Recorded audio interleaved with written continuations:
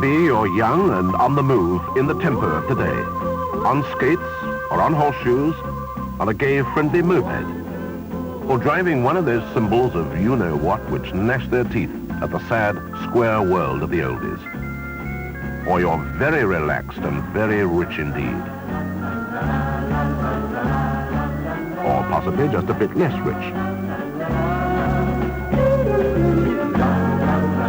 In this last quarter of the 20th century, it's a safe bet that you're getting from one place to another as fast as you possibly can in whatever package of machinery happens to take your fancy. And with, as you can see for yourself, absolutely no holds barred.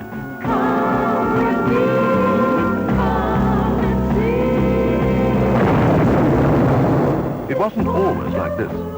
And it's not so long ago that boys and girls had nothing much to discover but each other around the wide horizons of the world, which this movie has called Wonderful.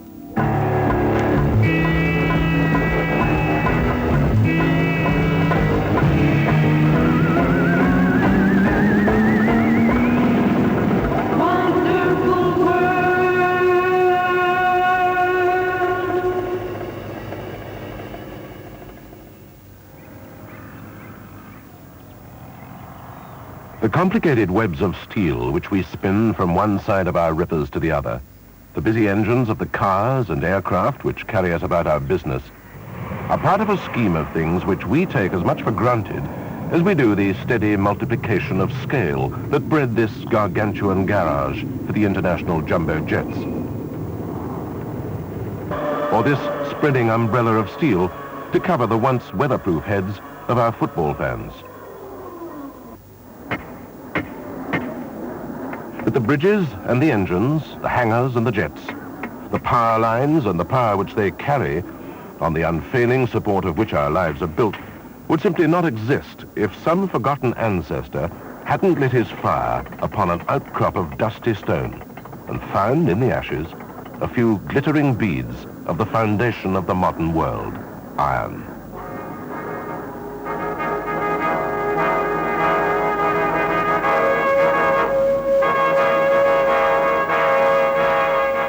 The rigger working 160 feet up on the supergrid, the helicopter pilot coming into land on a natural gas rig in the North Sea, or the welders working on the submarine pipes which will bring the gas ashore to compete for the custom of industry and the housewife, would be scratching for roots in the primeval forests with no iron and steel.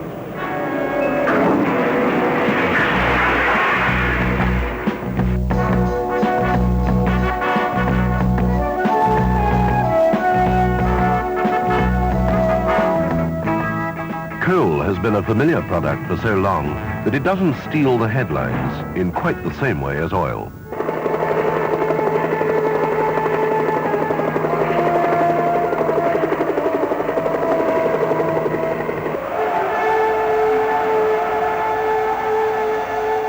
Oil comes from far places in romantic ships and is made into countless things in the steel innards of the refineries.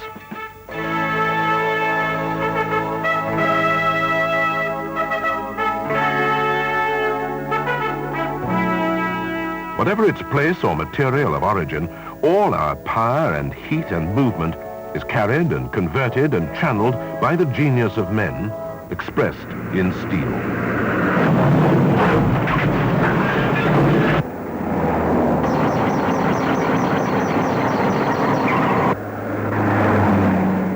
When the economists and the national pulse takers want a symbol for manufacturing industry, they pick the car makers, and not without reason.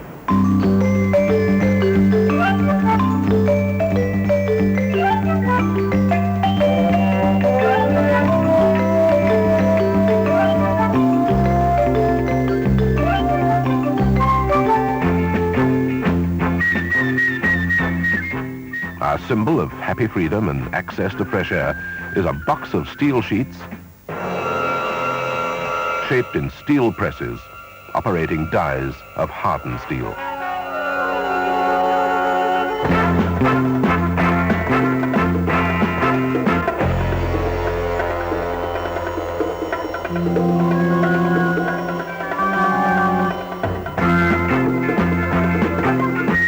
we all know what cars are made of, but how many of us have given a thought to what would happen if all the steel were to vanish from our car?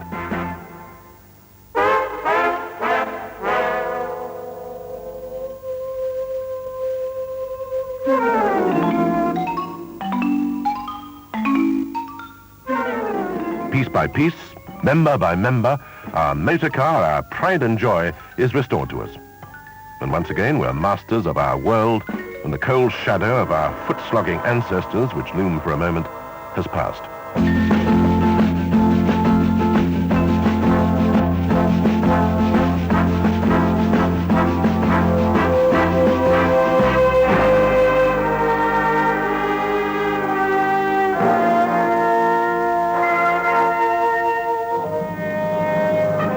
It's nobody's fault, really, that new liners and boring statistics seem to go together, and the QE2 is no exception. A steel rudder weighs 75 tons and steers, amongst other impedimenta, a fleet of 1,500 dull-polished sauce boats in stainless steel.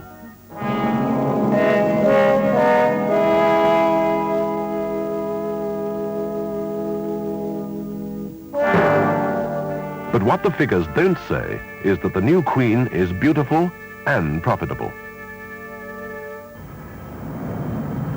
Who would be brave enough to use the word beautiful of this offbeat collection of machinery?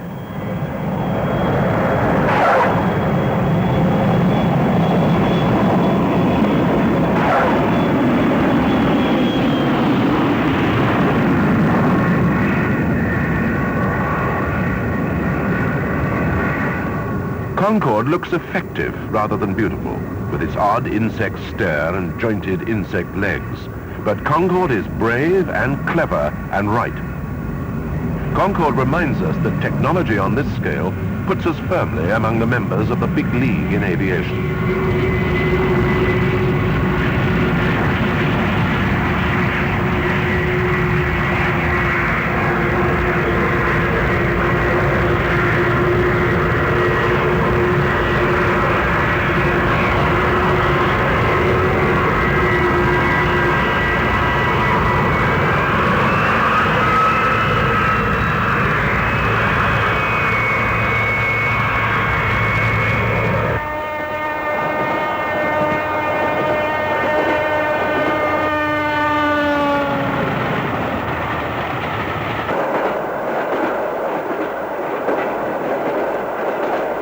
It's nice to hear the old familiar clonkety-clonk after all that demonic howling.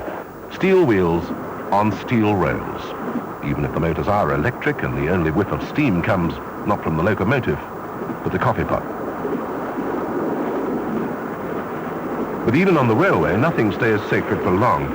And already the backroom boys of British Rail are plotting 150-mile-an-hour monsters for its new racetracks of welded steel.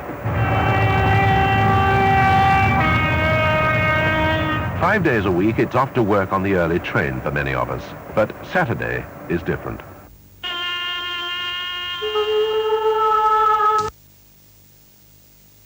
Tip, tip, tip, tip, tip, tip, tip.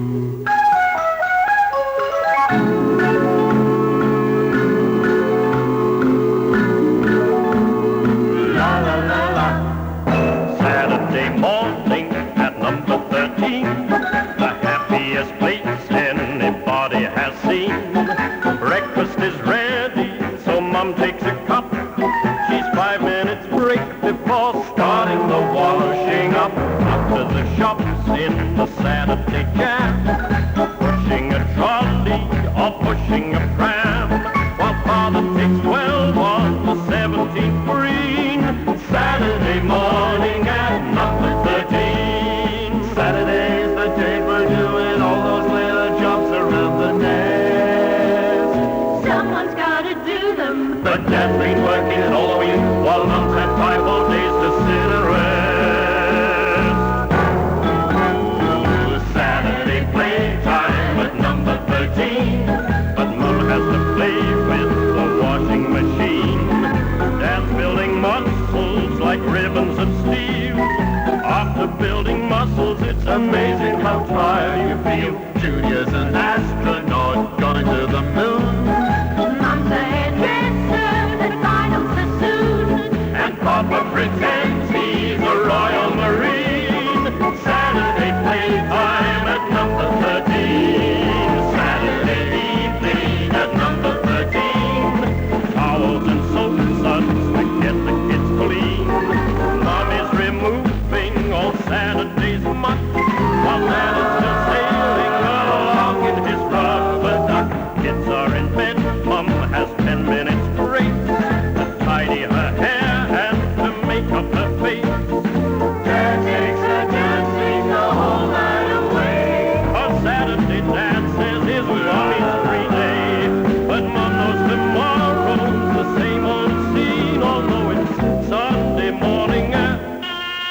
number 13.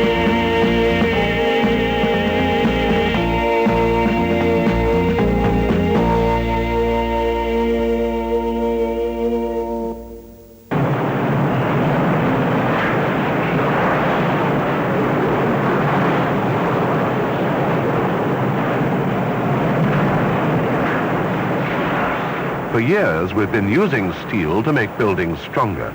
Now, plastic-coated steel is making them both prettier and more durable. Here is a steel house wearing, in effect, a permanent, moderately priced, colourful raincoat.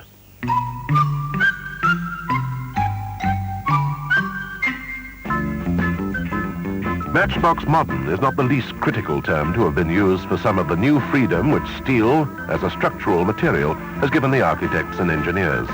But it is freedom, and it is new, and it's making the world we're going to live in.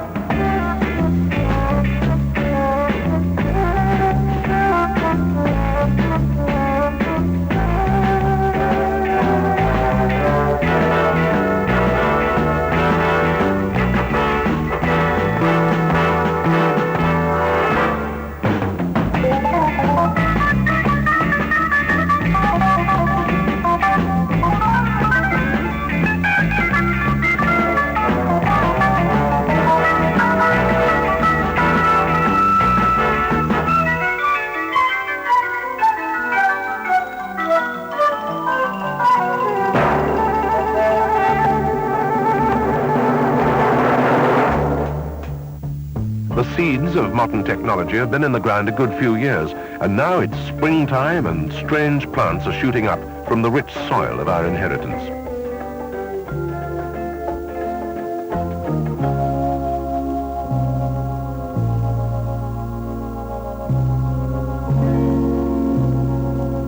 Just a short while ago, even the most modern girl would have hesitated to accept a lunch date on a revolving platform balanced 600 feet up in the air on top of a giant drain pipe. But today she is more likely to complain that the management is still pouring her wine into old-fashioned glass.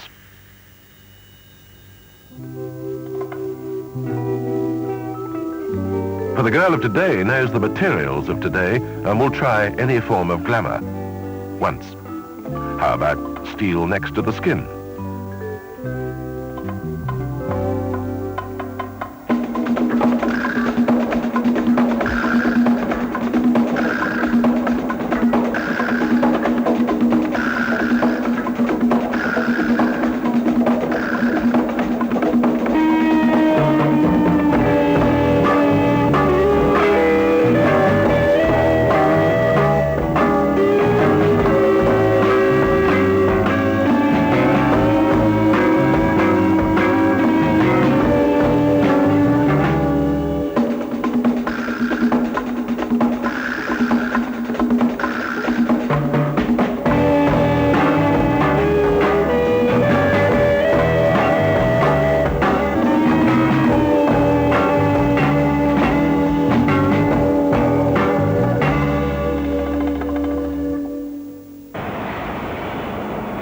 There's paint for your houses, your cars and your boats, mixed in steel mixers, tinned in steel tins.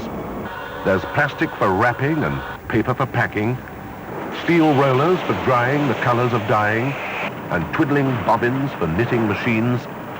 And of course, steel lasts for shoes, even romantic red shoes for a ballerina.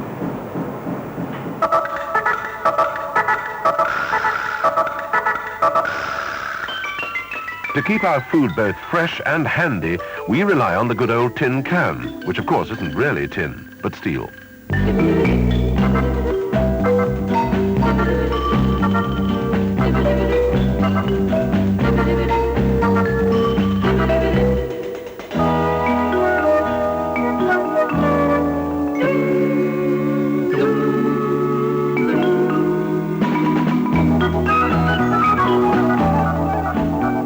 In all this mass of stainless technology, the one thing they couldn't mechanize is the lady with the unerring nose.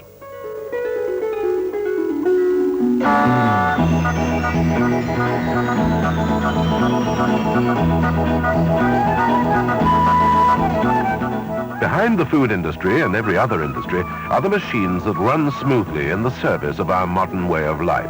Everything, everywhere, rolling, revolving and rotating on a glittering waterfall of hard steel bearings.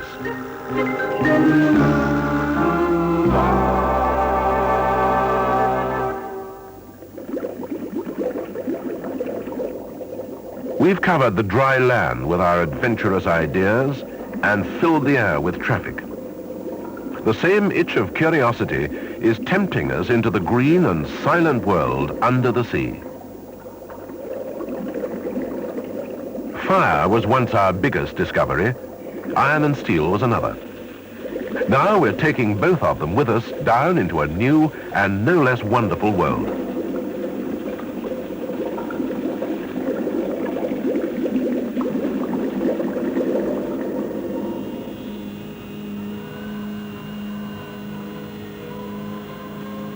The itch of curiosity, or to be solemn, the search for knowledge, has got us into some queer spots.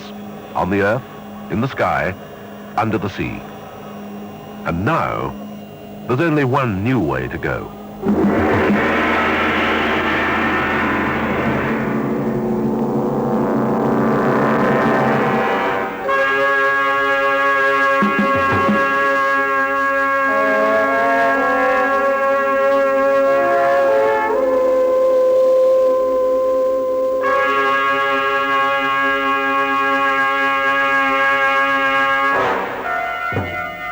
A man called Armstrong dances a slow-motion triumph in the low gravity of the moon and coins a phrase for history about a great step forward for mankind.